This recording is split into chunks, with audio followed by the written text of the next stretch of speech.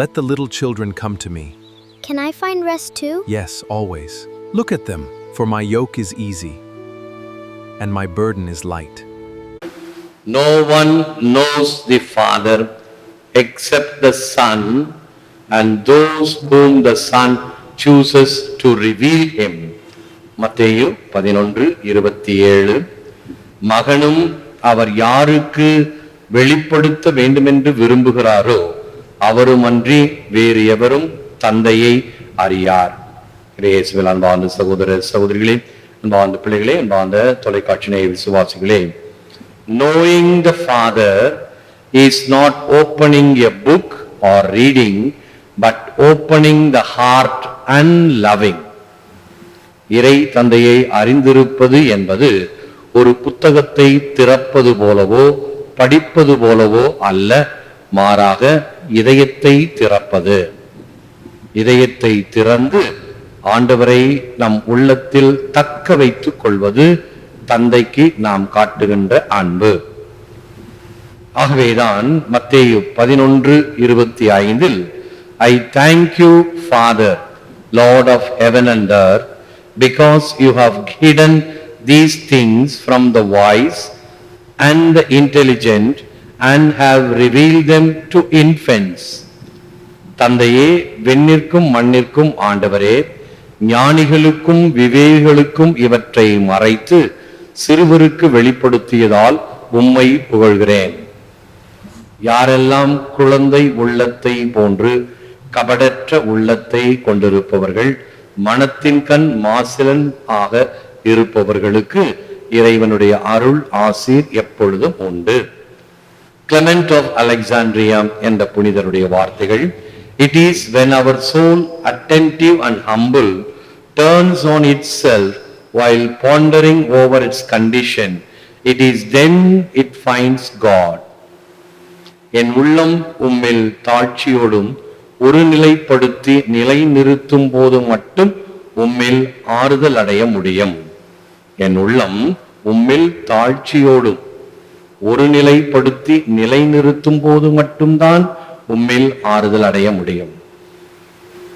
செருப்பு தைக்கின்ற தொழிலாளி இருக்கின்ற இடத்திலே ஒருவர் வந்து செருப்பு தைக்கிறார்.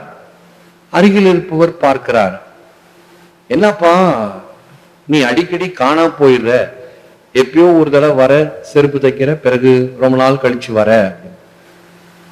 அப்படி இல்லை, நான் பல ஊர்களுக்கு போகுகிறவன், அந்தந்த ஊர்களில் போய் என் வேலையை செய்வேன். இதோ இன்று நான் சம்பாதித்த சம்பாத்தியத்தை உனக்கு கொடுக்கிறேன், நீ வைத்துக்கொள் என்று சொல்லி சற்று தூரம் போய் அவர் நிறுத்தி வைத்திருந்த காரில் ஏறி செல்வார்.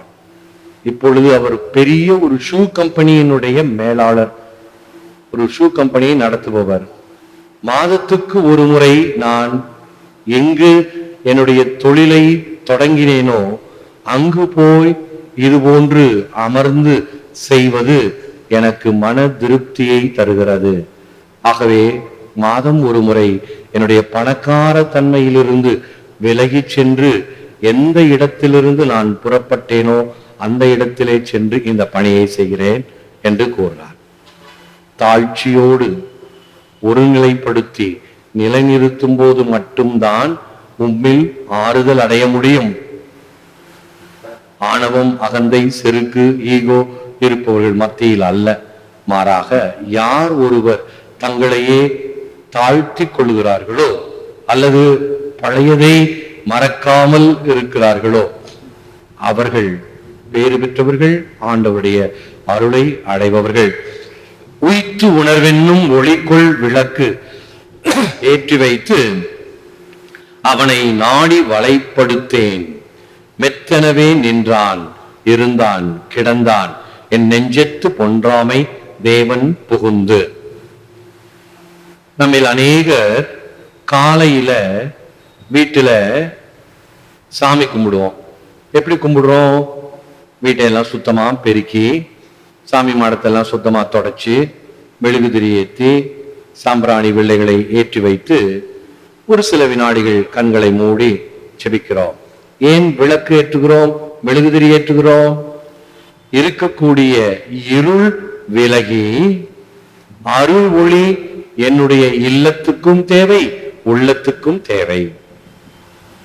உய்த்து உணர்வென்னும் ஒளிகொள் விளக்கு ஏற்றி, உணர்வதை உய்த்து உணர, ஏதோ கடமைக்காக அல்ல. ஆகவேதான் திருவழிபாட்டில் இருக்கக்கூடிய முக்கியமான ஒரு சில விதிமுறைகள், எத்தனை ஆயிரம் மின்சார விளக்குகள் இருந்தாலும் 2 மெழுகுதிரிகள் எரிய வேண்டும். இப்ப திடீர்னு மின்சார சப்ளை நின்று விட்டது என்றால் இதெல்லாம் நின்றுடும். ஆனால் இந்த மெழுகுதிரிகள் எரிந்து கொண்டிருக்கும். உயிர்த்து எது சிறந்தது என்பது அந்த உணர்வுடன் ஒளிகொள் விளக்கு ஏற்றி, மெழுகுதிரி எல்லாம் அந்த கண்ணாடி மேல இருக்குது, அதெல்லாம் சுத்தம் செய்து வைக்கும் பொழுதுதான் அந்த ஒளி பிரகாசிக்கும், ஒளியை பிரதிபலிக்கும். ஆக அந்த விளக்கு ஏற்றி வைத்து அவனை நாடி வலைப்படுத்தேன், அன்பெனும் வலையில் அகப்படும் அரசே. இறைவன் அன்பு வலைக்குள் கட்டுப்படுகிறார். ஆகவே என் அன்பினால் அவரை வலைப்படுத்துகிறேன். மெத்தனவே நின்றான், இருந்தான், கிடந்தான், என் நெஞ்சத்து பொன்றாமை தேவன் புகழ். அவன் என்னோடு இருந்து என்னை செயல்படுத்தி கொண்டிருக்கிறான். என் உள்ளத்தில் புகுந்து என்னை வழிநடத்துகின்ற தேவன். இதுதான் இந்த செய்தியினுடைய அர்த்தம். ஜேம்ஸ் ரசல் லோவெல் என்ற அறிஞருடைய வார்த்தைகள், behind the dim unknown stands God within the shadow, keeping watch about his own.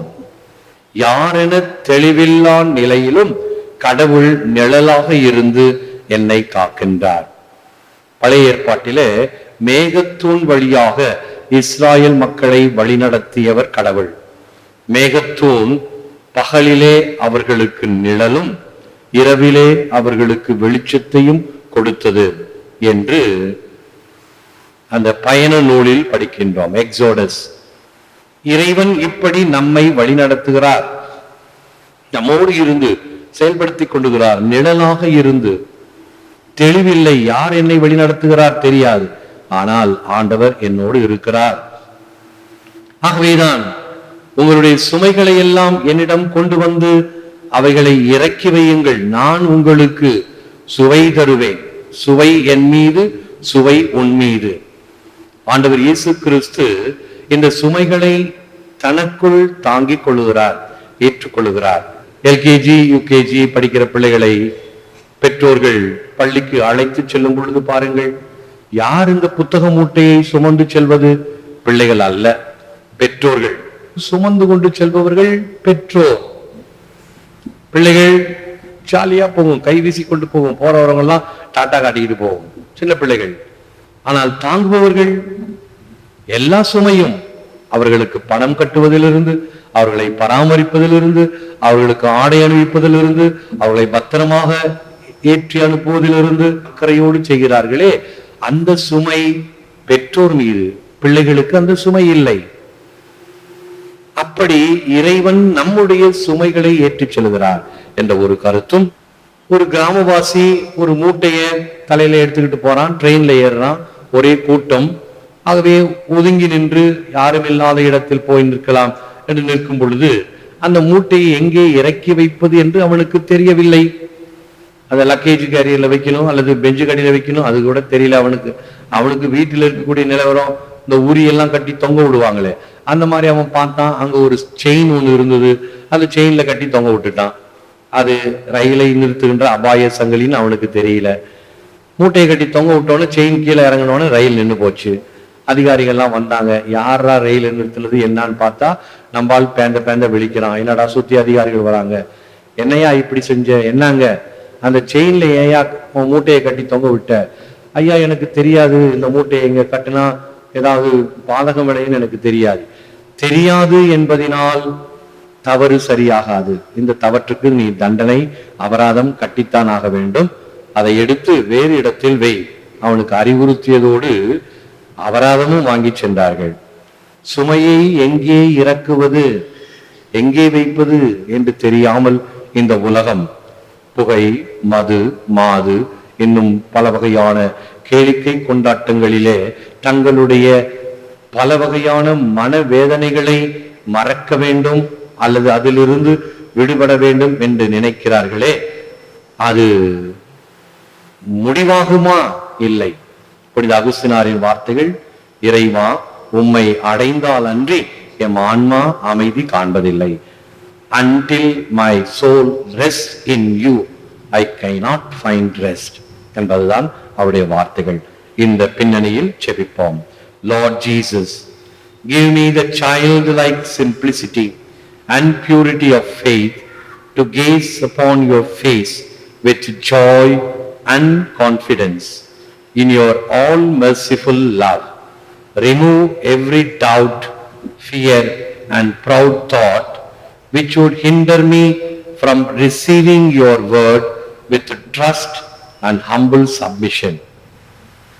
ஆண்டவராகிய இயேசுவே, குழந்தை போல எளிமையும் தூய்மையான விசுவாசத்தையும் உம் கருணையுள்ள அன்பின் மீது வெகு ஆனந்தத்தோடு நம்பிக்கையும் கொண்டு உம் திருமுகத்தையே உற்று நோக்குவேனாக. என்னில் எழும் எல்லா சந்தேகங்களையும் பயங்களையும் மேலும் உம் திரு வார்த்தைகளை ஆழ்ந்த விசுவாசத்தோடும் பணிவார்ந்த வணக்கத்துடனும் ஏற்க தடையான யாவற்றையும் அகற்றி அருள் புரியும். ஏற்று வரமருளும் இறைவா, காக்கும் கரங்களினால். ஆமென், ஆமென். அன்பர்களே, ஒவ்வொரு வீடியோவின் கீழும் மறையுரை விளக்கங்கள் உள்ளன. படித்து பயன்பெறுங்கள். நன்றி, வணக்கம்.